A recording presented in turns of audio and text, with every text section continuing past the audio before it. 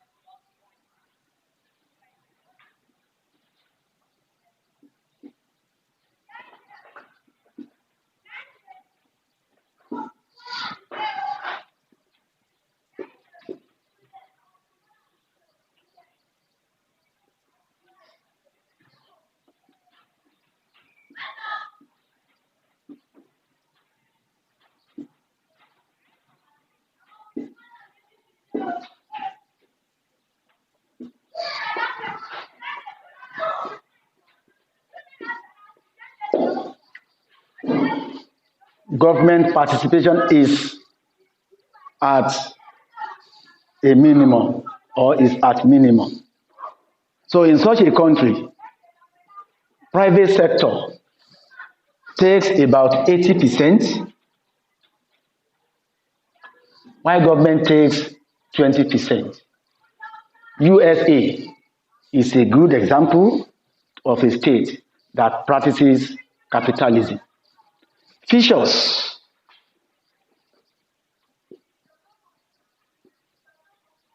Or characteristics. Number one, sovereignty.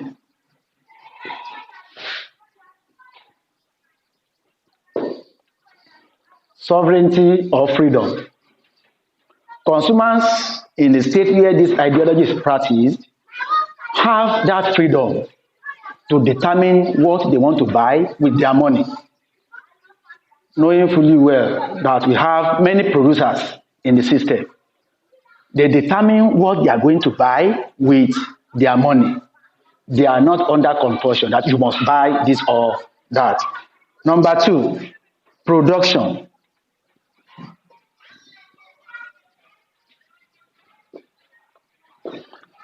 Number two characteristics says production, and it means what is to be produced is based on consumers' choice or choices. That is, if a good is produced and it is not what consumers want, there will be no patronage for that product. So what is to be produced in a capitalist economy is determined by the consumers. 3, ownership of production.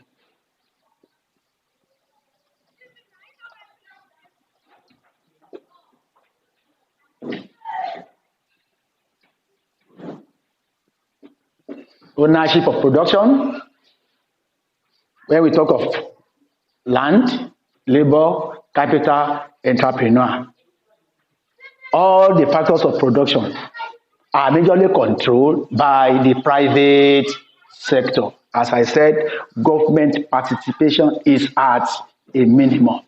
So production majorly is handled by the private sector.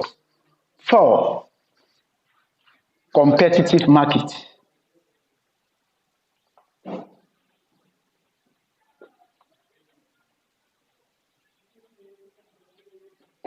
Competitive market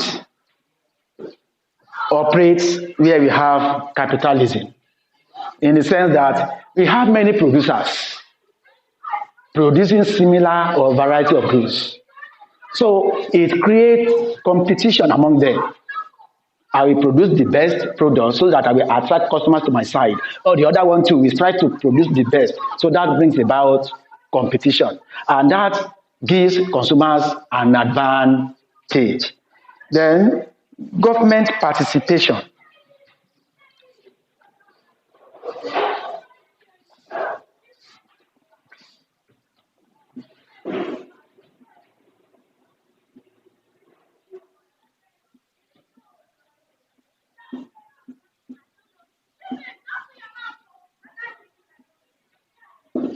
Government participation in capitalist economy is at a minimum. I've explained that before.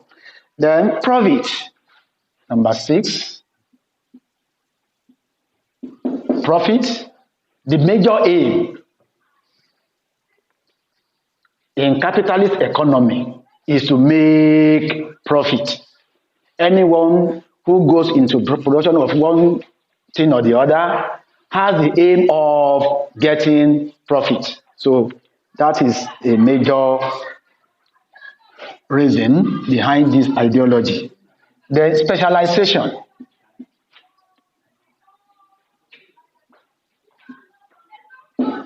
Specialization. In a capitalist economy, people prefer quality products. In a capitalist economy, people prefer quality products. And this brings about specialization. Areas where you think you are good are the areas we venture into. The idea is that if you produce substandard goods, nobody will patronize you. But if you are good in an area, you know that it will attract customers. So areas that you are good are the areas that are going to venture into, because nobody likes mediocrity. You won't have patronage. So it brings about specialization. 8, sourcing for capital.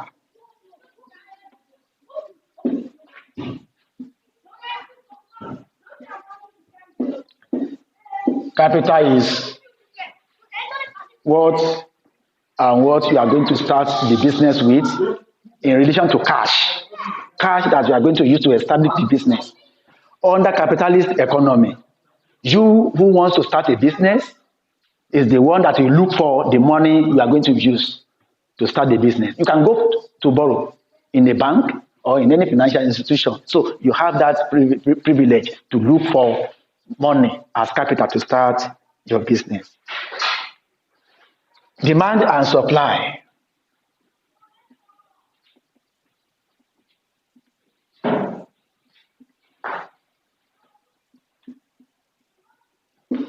In economics, they call it market forces.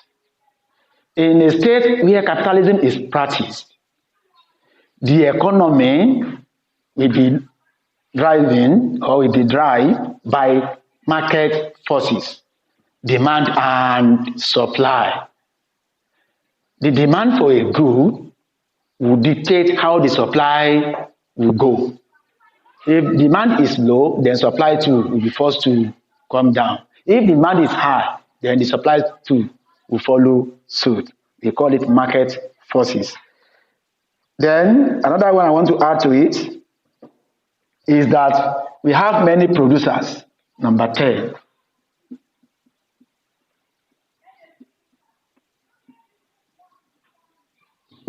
We have many producers. For example, let me take private communication companies as an example. We have MTN, we have Glo, we have Airtel, and others. We have many. So people choose which one they want to transact business with. We have many producers where we have capitalism as an ideology. Features are the ones I have explained. Now, advantages of capitalism. Advantages. What are the benefits?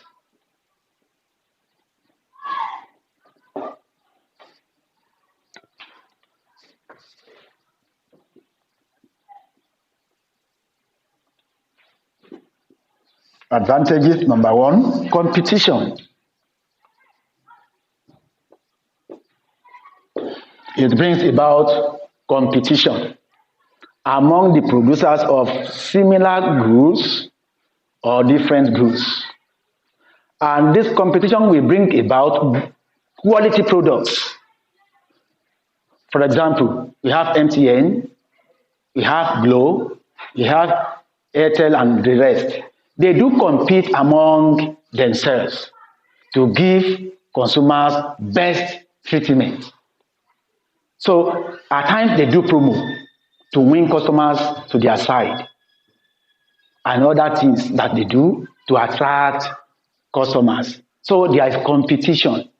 And at times competition will bring down the amount they charge per service. If you have just only MTN and there are no others, the charges will be high. But because we have many of them in the business, it is a plus to the consumers. 2, specialization.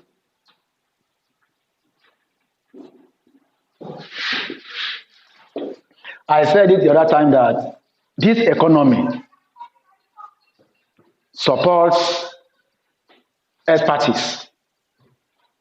You must know what you are going to venture into. The area you think you have potential to handle is the area you are going to stay, knowing fully well that when you produce substandard products, nobody will patronize you. So the area where you are good, that is the area where you are going to venture into. You leave the rest for others who are good in those areas. So it encourages specialization. For example, our footballers, they pay for their skills. Someone who knows how to score and he's talented, so far they know that he is good at that, they will hire him. And that's why they can change club from one club to the other because he's a specialist. So it encourages specialization. Number 3, choice. Another advantage of capitalism is choice.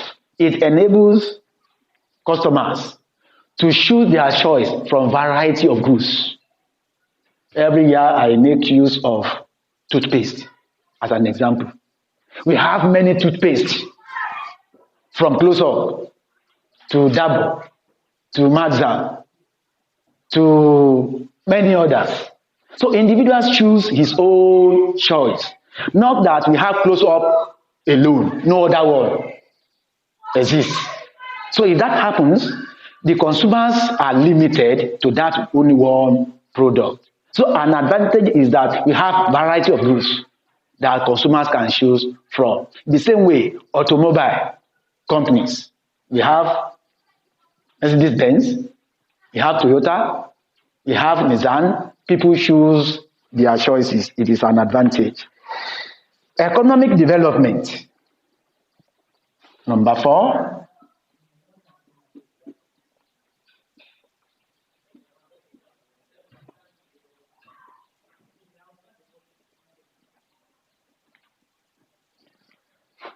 Economic development is promoted through this ideology, in the sense that this ideology is all embracing.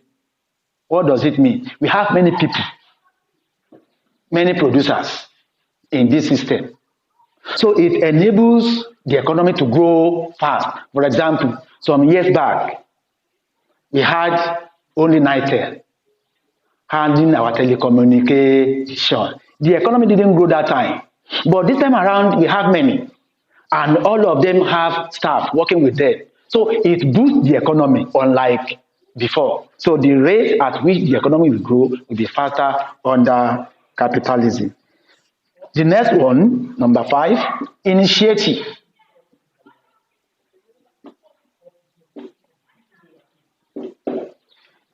It encourages initiatives. What does it mean? You sit down and think. If I put A and B together, it can result to C.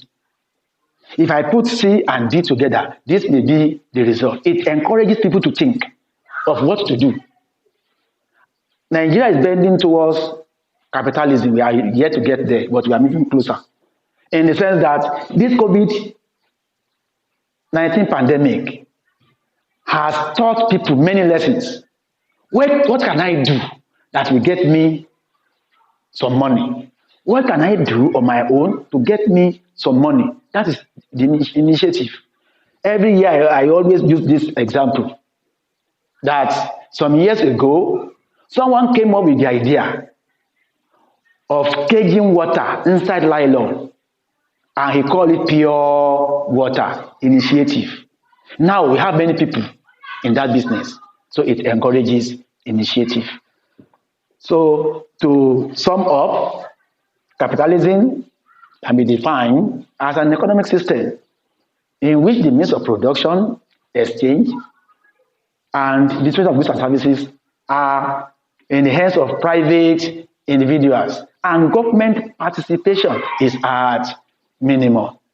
Then features, we have consumer sovereignty, production, ownership of means of production, and the rest. Then advantages, I've mentioned about 5. You will see everything in your textbook. Read it and form notes on it.